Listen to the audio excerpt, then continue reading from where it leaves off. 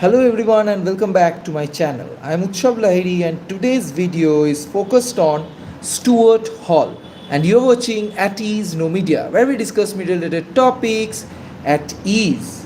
So Stuart Hall, the one of the most influential cultural theorists. So today we are discussing about the cultural theory. In this series, we were discussing about different cultural studies, cultural theories, and today we will be focusing on Stuart Hall. All right. So, what we will be discussing? We will be discussing about Stuart Hall, the theories in the field of media and communication studies. We will be discussing about the difference between popular culture and mass culture, Stuart Hall's three major theories, the representation, the reception, and the identification. Then we will be talking about the circuit of culture model, the concept of cultural identity and diaspora.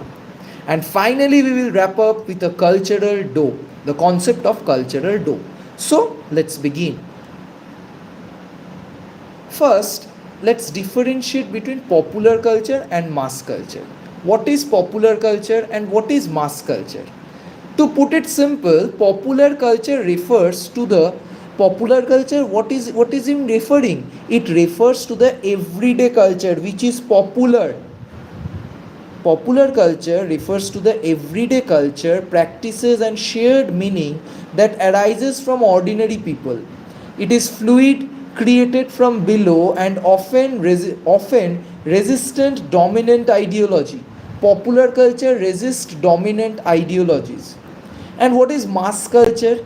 Mass culture, on the other hand, is often criticized as being commercialized, standardized, and imposed from above, especially through mass media.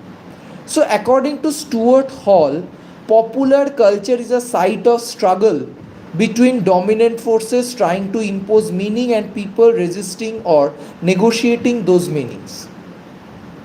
What is Stuart Hall reception theory? Now let's look at Hall's theory of representation. Let's check it.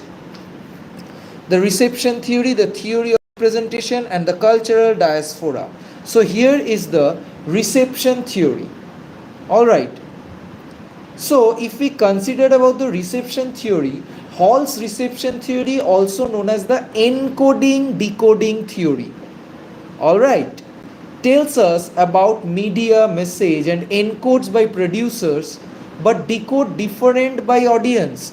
They are producing the same message, but the audience are decoding it. In reception theory, it's actually the case of encoding and decoding. So he proposed three types of audience: the dominant or the preferred reading, the negotiated reading, and the oppositional reader. All right.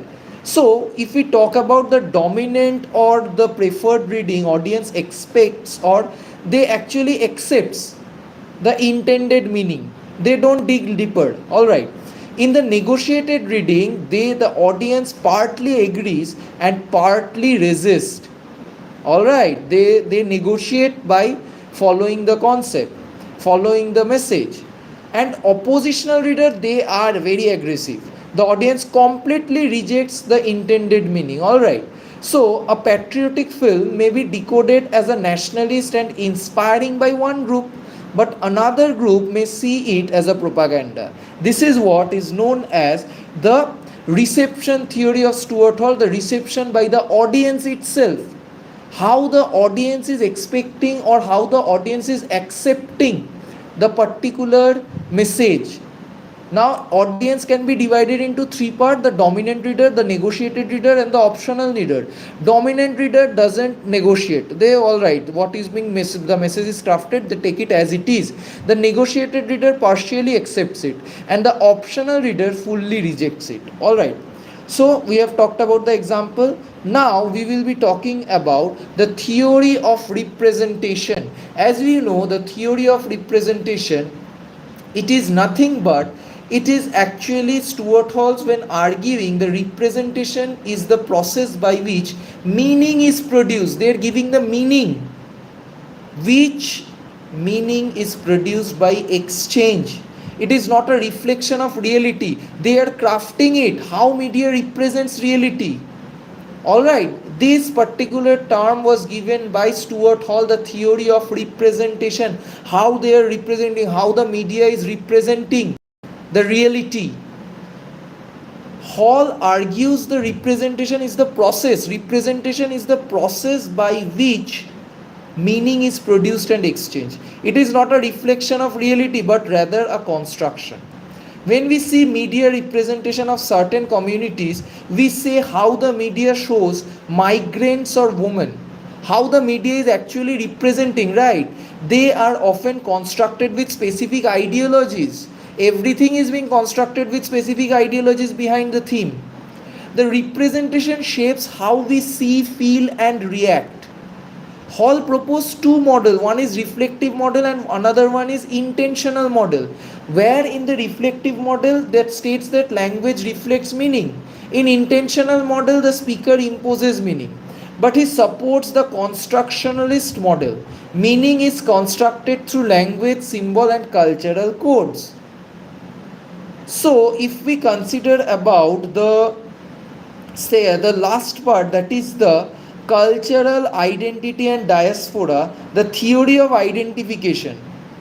Diaspora means, suppose I am an Indian but my workplace is in America.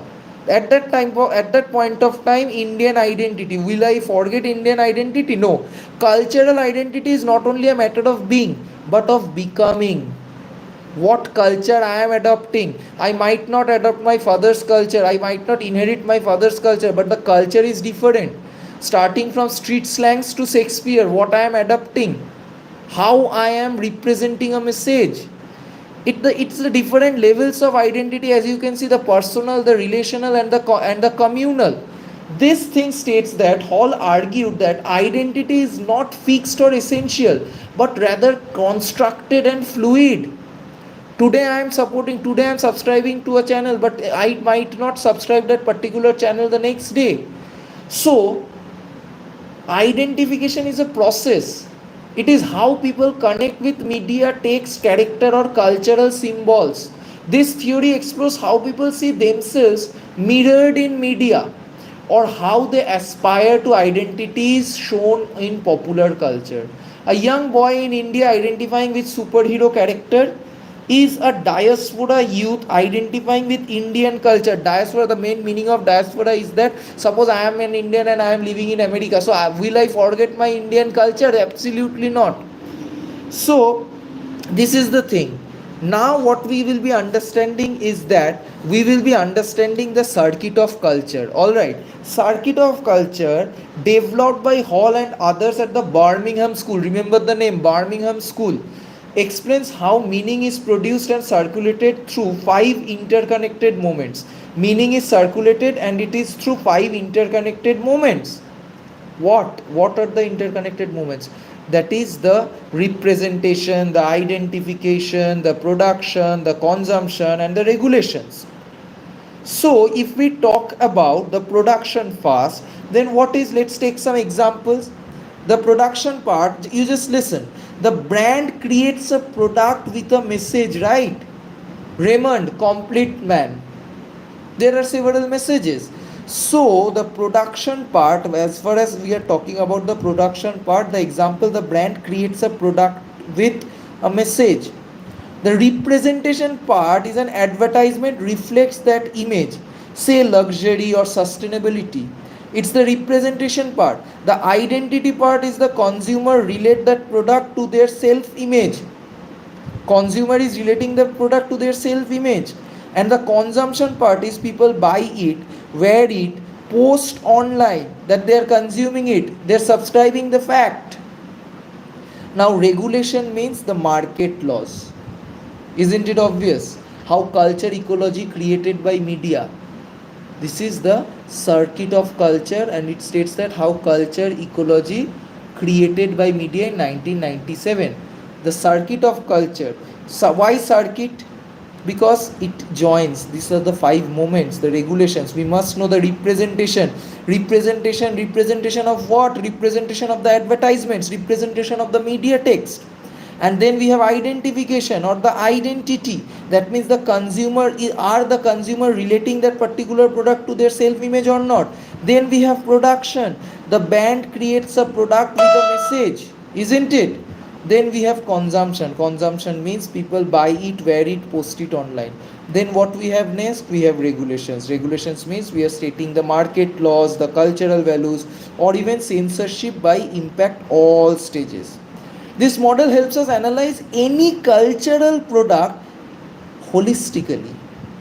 It can be any cultural product. This is stated holistically. Now if we consider Stuart Hall's the book, the popular and the mass culture, name of the book and work by Stuart Hall, then we must know the resistance through rituals. It was stated in 1975 by Stuart Hall and Tony Jefferson. And the situating marks, the evaluation and departures in the year 1972. Then we have encoding and decoding in the television discourse, that was in 1973. Then we have policing the crisis. Then we have semiotic approach on the work of Ronald Barthes and Umberto Eco with Stuart Hall. So these are the books we must learn from NTUGC NET's perspective. The Resistance Through Rituals 1975, Stuart Hall and Tony Jefferson. Situating marks, evaluating and Deparators 1972, Encoding and Decoding in the Television Discourse 1973, Policy of Crisis 1978, Semiotic Approach on Work and Ronald Barthes and Umberto Eco with Stuart Hall. So this was it with the Stuart Hall's part. Now we will be talking about the cultural identity and diaspora. Diaspora, as I have said a little bit before, so diaspora refers to the dispersion of people from their homeland, often due to migration, exile or colonialism. Suppose I am doing PhD in America, so will I forget my Indian culture? Obviously not. So the Indian diaspora in the UK and USA.